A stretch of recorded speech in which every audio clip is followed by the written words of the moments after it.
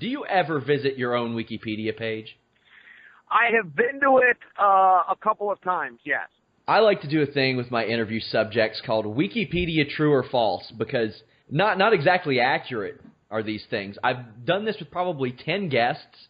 Thus far, there is not one that hasn't had a factual error. We'll start on yours, and there's already going to be something here. This Wikipedia doesn't know where you were born. It says either Milwaukee, Oregon, or West Linn, Oregon. Where were you born, Chael? I was born in Milwaukee. Now, I lived my entire life in West Linn, but the trick on that is, where is the actual hospital located? Well, there's no hospital in West Linn. Milwaukee's a town over, so I was born in Milwaukee, but I lived in West Linn. So, I mean, that's understandable, because they have both listed. It says sources differ. The source could have been you, Chael. It could have been. I don't know how to edit and change those pages, but I think that one's close enough. That one's close enough, because they're only separated by a couple of months. Oh, we don't want them edited. We want people to get on Google and look and say, where the hell is he from? And then they go to Fightful.com and they find out where you're from. That's what we want. We want those inaccuracies. It says, in 1996, Sonnen began training in boxing with the hopes of competing in the UFC upon graduating from high school. Is that true? That is true. And boxing specific, UFC was my big goal, but my dad was had an interest in the Olympic Games, and so I was considering trying out for boxing in the 2000 Olympics, but pursued wrestling instead. It says Chael Sonnen is a Catholic. Oh, yeah, that's a fact. Here's one that happens, and it's a lot more. It happens a lot more with pro wrestlers, but height, 6'1". We have a lot of pro wrestlers that will straight up say, "No, I'm 3 inches shorter than that." Yeah, I claim 6'1", but am definitely closer to 6. Hey, that's close enough for me. After Paulo Filho lost, he said he would ship Chael Sonnen the title, the WEC title. Did he ever ship you that title? Yes, and he gets credit for it.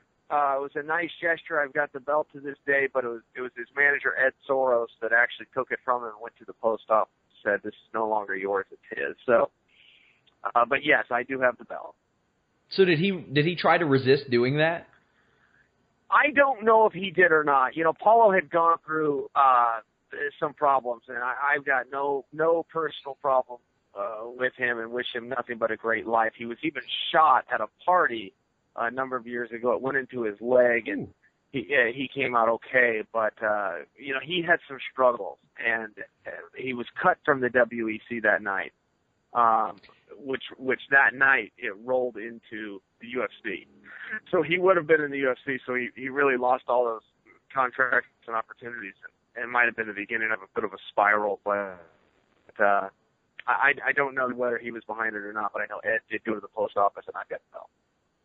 I remember prior to losing to you, there were a lot of people. I remember he was undefeated. They were comparing him to a lot of UFC. There were dream matches involving him that people were talking about, and then he was 16-0, and he was ranked number 1, and that included in front of me, in front of Dan Henderson, who we talked in front of Anderson Silva. I mean, you get number 1, right? He's in front of everybody, and he and Anderson were training partners, and Anderson said that Paulo could beat him. And it wasn't one of those nice things where then you go ask Paulo, and he's like, "Oh no, Anderson's been." Paulo said, "Yeah, I could beat him." Everybody said Paulo was number 1, including their manager Ed Soros said that Paulo did win those exchanges. Now this one I kind of remember being a fact, but I just want the story behind it a little bit. It says you dropped 36 pounds in 22 days to fight Dan Miller. Yeah, so I think that the fight was 22 days away, which means the weigh-ins were 21 days away. It was 36.2 pounds, and that .2 matters because I mean it was the worst experience of my existence on this planet, at least physically. And I made weight, and Dana White never said a word. Handed me a check. Handed me something. I opened it later. It was a check for $10,000. Just for he read somewhere about the weight cut, and I don't even. My purse was better than that, but not much better than that. It was, it's like, Dana, why did you not tell me this was going to happen 3 weeks ago? It would have got me through some rough spots. When you're in the cage with that type of weight cut, could you tell by like how you felt inside the cage? Damn, I just cut 30-something pounds. Or what did you feel like you did on any other night in the cage? Well, I always got a bump from cutting weight. I always felt better. I always felt it took all the thought off the fight. You know, the fight was such a back burner to the weigh-in. Because the fight's not going to happen if the weigh-in doesn't happen. So it takes absolute priority.